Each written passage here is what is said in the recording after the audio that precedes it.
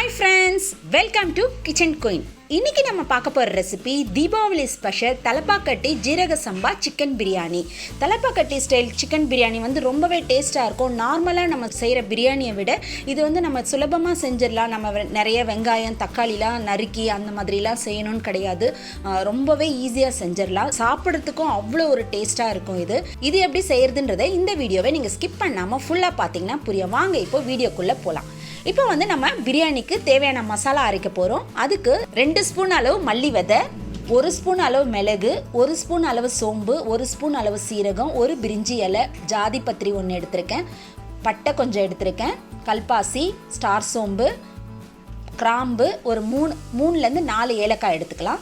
இதை வந்து நம்ம வறுத்துலாம் அரைக்கணும்னு கிடையாது, அப்படியே நம்ம பவுடர் பண்ணிட்டு வந்துடலாம் மிக்ஸி ஜாரில் போட்டு. இது நம்ம அரைச்சி எடுக்கும் போதே அவ்வளோ ஒரு மனமாக இருக்கும், அவ்வளோ டேஸ்ட்டாக இருக்கும். இது வந்து ஆப்ஷனல் தான். முந்திரி பருப்பு ஒரு 10 போட்டிருக்கேன். உங்களுக்கு வேணும்னா போட்டுக்கோங்க, இல்லைனா ஸ்கிப் பண்ணிக்கோங்க. இந்த மாதிரி நல்லா பவுடர் பண்ணி எடுத்துகிட்டு வந்துடலாம். இப்போ வந்து 2 இன்ச் அளவு இஞ்சி, கொஞ்சமாக பூண்டு, ஒரு 10 பல்லு பூண்டு, 2 பெரிய பச்சை மிளகா, கொஞ்சம் கொத்தமல்லி, கொஞ்சம் புதினா, இதை போட்டுக்கலாம். அப்புறம் வந்து நம்ம வந்து சின்ன வெங்காயம் ஒரு 200 கிராம் அளவு உரித்து வச்சுருக்கோம், அதை சேர்த்துக்கலாம்.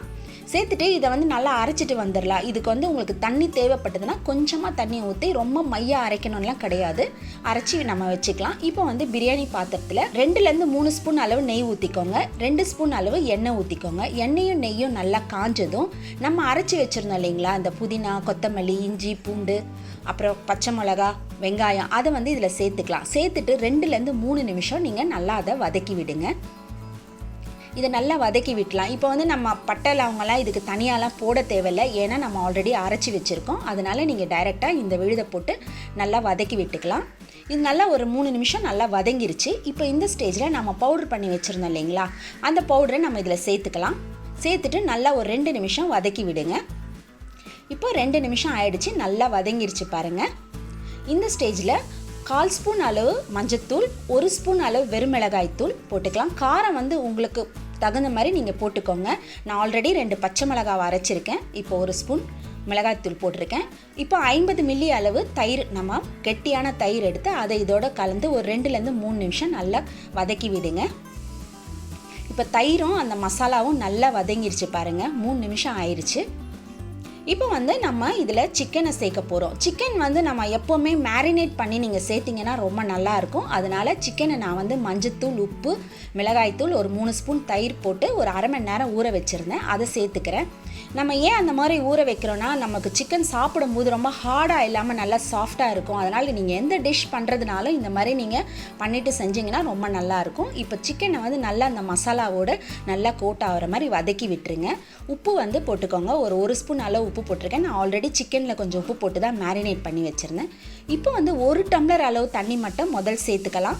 சேர்த்துட்டு நல்லா கலந்து விட்டு ஒரு 10 நிமிஷம் நம்ம அந்த சிக்கனை வந்து வேக வைக்க போகிறோம். நல்லா மூடி போட்டு ஒரு 10 நிமிஷம் வேக விட்டுருங்க. இப்போ 10 நிமிஷம் ஆயிடுச்சு பாருங்கள், சிக்கன் எல்லாம் நல்லா வெந்து வந்திருக்கு. இப்போ இந்த ஸ்டேஜில் நம்ம 3 டம்ளர் அரிசி எடுத்திருக்கோம், அதனால் 4 டம்ளர் தண்ணி ஊற்றுறோம். ஆல்ரெடி 1 டம்ளர் தண்ணி ஊற்றிட்டேன், இப்போ 3 டம்ளர் தண்ணி ஊற்றிருக்கேன். ஒரு லெமனை நல்லா புழிஞ்சு சாறு எடுத்துருந்தேன், அதை சேர்த்துருக்கேன். கொஞ்சமாக புதினா, கொஞ்சமாக கொத்தமல்லி சேர்த்துக்கலாம். சேர்த்துட்டு இந்த தண்ணி நல்லா கலக்கி விட்டுட்டு நல்லா கொதிக்க வரட்டும். இது நல்லா கொதித்து வரும்போது நீங்கள் டேஸ்ட் பார்த்துக்கோங்க, இதுக்கு உப்பு காரம்லாம் கரெக்டாக இருக்கான்னு பார்த்துக்கோங்க. சப்போஸ் உங்களுக்கு பத்தலைன்னா நீங்கள் இந்த ஸ்டேஜில் போட்டுக்கலாம். உப்பு வந்து எப்போவுமே கொஞ்சம் நீங்கள் டேஸ்ட் பண்ணும்போது கொஞ்சம் கரிக்கிற மாதிரி இருக்கணும், அப்போ தான் நீங்கள் அரிசி போட்டோன்னா அது கரெக்டாக வரும். இப்போ பாருங்கள் நல்லா கொதிச்சிருச்சு. இந்த ஸ்டேஜில் நம்ம சீரக சம்பா அரிசியை வந்து ஒரு 15 நிமிஷம் ஊற வச்சுருந்தோம், அதை சேர்த்துக்கலாம். இந்த அரிசியை நல்லா சேர்த்துட்டு நல்லா கிளறி விட்டுருங்க. இந்த மசாலா கூட நல்லா கிளறி விட்டுருங்க. பாருங்கள், இந்த மாதிரி நல்லா கிளறி விட்டுருங்க. கிளறி விட்டுட்டு நம்ம வந்து இப்போது இதுக்கு மூடி போட்டு இதுக்கு நல்லா ஒரு வெயிட் வச்சுருங்க. நல்லா உங்ககிட்ட வந்து இடிக்கிற கல் இருக்கும் இல்லைங்களா, அது இல்லைனா நம்ம கிரைண்டரோட சின்ன கல் இருக்கும்ல, அது கூட நீங்கள் எடுத்து வச்சுக்கலாம். உங்ககிட்ட என்ன வெயிட் இருக்கோ அதை நீங்கள் வச்சுட்டு ஒரு 10லேருந்து 15 நிமிஷம் விட்டிங்கன்னா போதும், இந்த மாதிரி வெந்து வந்துடும் பாருங்கள். இப்போ நம்ம என்ன பண்ண போகிறோன்னா, ஸ்டவ்வை வந்து நம்ம இப்போது சிம்மில் வச்சுக்கலாம், இல்லாட்டி ஆஃப் கூட நீங்கள் பண்ணிவிடுங்க. மேலே வந்து நல்லா கொதிக்கிற தண்ணியை வந்து ஒரு நல்ல பெரிய பாத்திரத்தில் கொதிக்கிற தண்ணியை நல்லா மூடி வச்சு இது மேலே வச்சுட்டு ஒரு 10 நிமிஷம் நீங்கள் வந்து ஓப்பனே பண்ணாதீங்க. இந்த உள்ளே இருக்க ஹீட்லேயும் மேலே இருக்க இந்த தண்ணியோட ஹீட்லேயும் நல்லா உதிரியாக ஆகிடும் அந்த பிரியாணி வந்து. நம்ம ஏன்னா நார்மலாக வந்து தம் போடுறது வந்து கறியெல்லாம் வச்சு போடுவாங்க. இப்போ நம்மளுக்கு இருக்க காலகட்டங்களில் கறியெல்லாம் நமக்கு கிடைக்கிறது இல்லை. அதனால் நீங்கள் இந்த மாதிரி பண்ணிங்கன்னா பாருங்கள், தண்ணியெல்லாம் அப்சர்வ் பண்ணி நல்லா உதிரியாக வரும். அவ்வளோதாங்க, நம்மளுடைய தலப்பாக்கட்டி சீரக சம்பா சிக்கன் பிரியாணி சூப்பராக ரெடி ஆயிடுச்சு.